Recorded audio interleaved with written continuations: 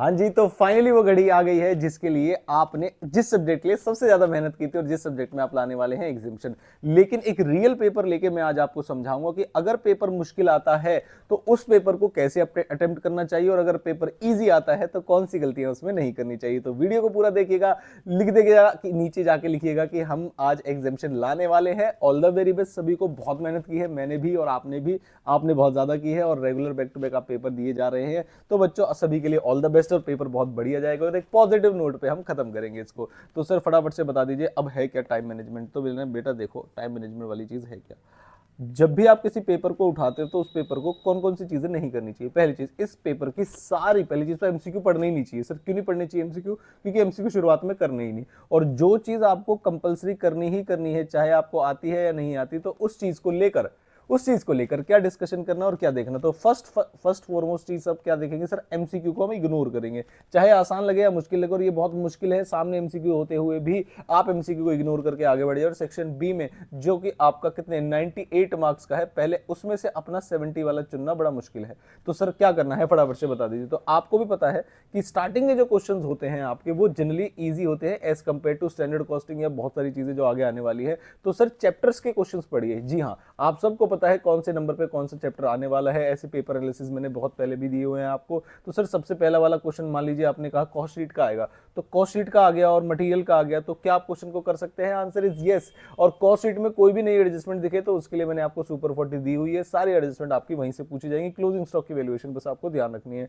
Next sir, next किसका है? Next आपका ओवरहेड्स का है, जो दिखने में क्वेश्चन बड़ा लगेगा लेकिन वैसे बड़ा नहीं होगा। और उससे अगला क्वेश्चन जो है रिकंसिलिएशन का होने वाला है, या इंटीग्रिटी नॉन इंटीग्रिटी वो आपको पता है। तो रिकंसिलिएशन के ज्यादा चांसेस रहते हैं। तो मेरे बच्चे आपको क्या करना चाहिए, मुझे लगता है इन चैप्टर्स के क्वेश्चन, सर किन चैप्टर्स के क्वेश्चन जो मैंने अभी आपको बताया, मार्जिनल के क्वेश्चन, मार्जिनल का अगर छोटा क्वेश्चन आता है, प्रोसेस का अगर विदाउट इक्विवेलेंट प्रोडक्शन वाला क्वेश्चन आता है तो आपको करने चाहिए। तो सर कौन से चैप्टर इग्नोर करने चाहिए? तो आपका स्टैंडर्ड कॉस्टिंग अगर बड़ा क्वेश्चन आया तो आपको स्टार्टिंग में नहीं लेना चाहिए। मार्जिनल कॉस्टिंग का अगर 14 नंबर का क्वेश्चन आया वो आपको स्टार्टिंग में नहीं लेना चाहिए। और सर्विस कॉस्टिंग आपको स्टार्टिंग में नहीं लेनी चाहिए, चाहे कितनी भी बड़ी हो कितनी भी छोटी हो। इन तीन चैप्टर्स के क्वेश्चन आप स्टार्टिंग में लेंगे तो आप फंस सकते हैं। भले ही आसान है लेकिन फिर भी स्टार्टिंग में नहीं लेने हैं। ये आपका पहला है, ठीक है सर। उसके बाद क्या करना है? मैंने कहा बेटा उसके बाद आपको पहले आधा मतलब पूरा जो 1 घंटा है, 1 घंटे से भी ज्यादा यानी कि हाफ टाइम आपको 1.5 आवर्स में मेरे बच्चे आपको अपने 7 मार्क्स के आइडियली तो 5 क्वेश्चन आपको कर लेने चाहिए। सर उसके लिए मुझे जल्दीबाजी करनी पड़ेगी। बेटा जल्दबाजी करने में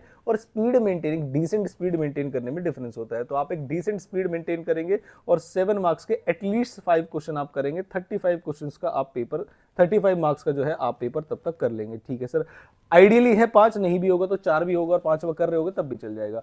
फिर सर उसके बाद क्या करना चाहिए? तो जो क्वेश्चंस आपको फुल फ्लेज आ गए होंगे वो आपने कर लिए होंगे, ठीक है सर। उसके बाद सर आपको देने हैं 20 से 25 मिनट या आधा घंटा, वैसे 20 से 25 मिनट में हो जाएंगे। 20 से 25 मिनट में आपको करने हैं मेरे बच्चे एमसीक्यूज।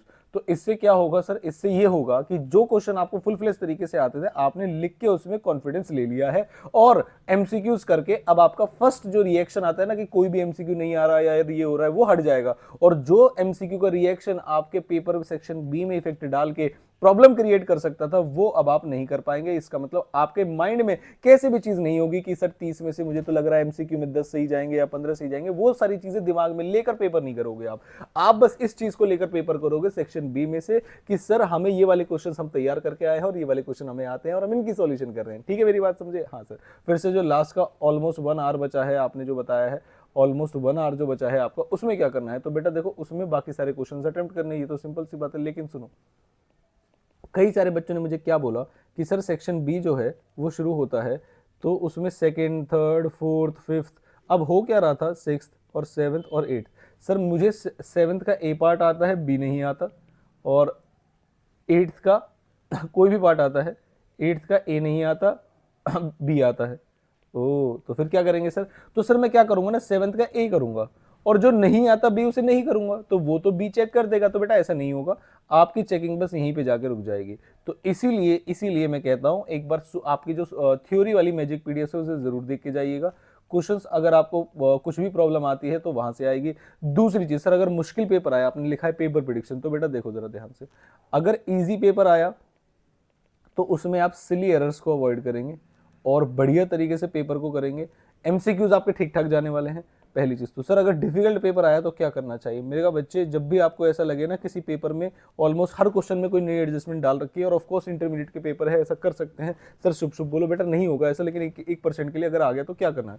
आपको हर क्वेश्चन के साथ भिड़ना है, और सारे बच्चे कसम खा के आएंगे 3 घंटे से पहले 1 मिनट पहले भी नहीं उठेंगे अगर डिफिकल्ट पेपर आया तो। उससे क्या होगा सर? उससे हर क्वेश्चन में आप कोई ना कोई चीज करेंगे और उसकी स्टेप मार्किंग आपको मिलेगी, क्योंकि सभी क्वेश्चन में सारी चीजें ना आए ऐसा पॉसिबल, प्रैक्टिकली पॉसिबल नहीं है। तो इसलिए जब भी आपको लगता है कि किन्हीं क्वेश्चंस में मेरे फाइनलाइज फुल फ्लेट आंसर, मैंने ऐसे भी पेपर देखे हैं जिसके अंदर बच्चे ने कहा कि सर पूरे पेपर में एक 7 मार्क्स का क्वेश्चन फुल फ्लेज तरीके से आता था, बाकी एक भी मैच नहीं हो रहा था मेरा, फिर भी वो 3 घंटे बच्चा पेपर करके आया, और उसके अराउंड मेरे ख्याल से, मुझे आज भी याद है, 48 to 50 मार्क्स आए थे उसके।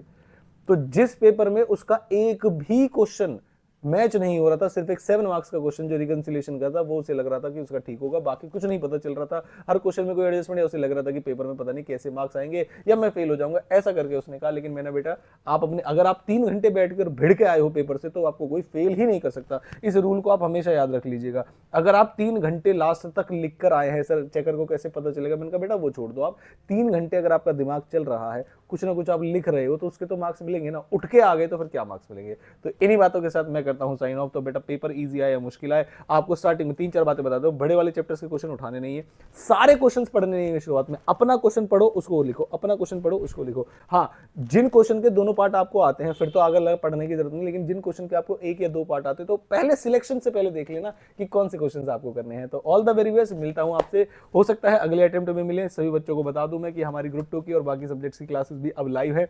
एग्जाम की ड्यूरेशन तक 50% पे मिलती हैं वो अभी क्लासेस, जो 7,000 की है वो 3,500 की, जो 6,000 की वो 3,000 की, जो 5,000 की है वो 2,500 रुपए में मिल जाएगी आपको, जिसमें बुक्स वगैरह सब फ्री मिलती है, अनलिमिटेड व्यूज मिलते हैं, किसी भी डिवाइस पे चला सकते हैं, और भी बहुत कुछ। एग्जाम दे के आइएगा, बात करेंगे शाम को, और इस नंबर पे आप व्हाट्सएप करके और भी डिटेल्स जान सकते हैं। मैं मिलता हूं आपसे अगली किसी इंपॉर्टेंट वीडियो के साथ। Thank you so much.